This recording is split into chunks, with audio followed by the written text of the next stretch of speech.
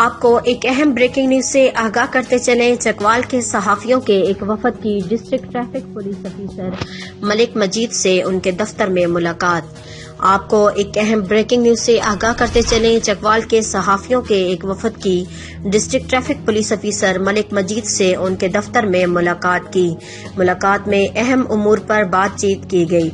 تفصیلات کے مطابق Chakwal F B news media group کے سینئر عہدیداران، جس میں راجہ شہزاد حمید، راجہ افتخار احمد، فرحت بشیر ایڈوکیٹ، استاد محمد صدیق اور کیمرہ مین علی مظہر نچندی شامل تھے۔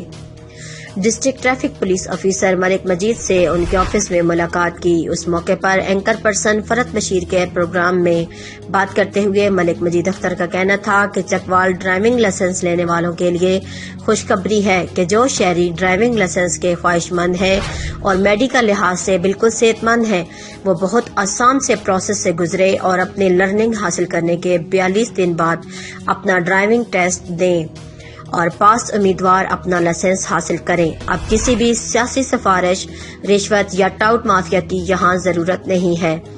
یہاں صرف میرٹ پر پاس ہونے والے امیدواروں کو ہی لائسنس مہیا کیا جائے گا۔ کوئی بھی شہری اپنا شناختی کارڈ اور ایک فوٹو لے کر آفس آئے اور اپنی لرننگ حاصل کریں۔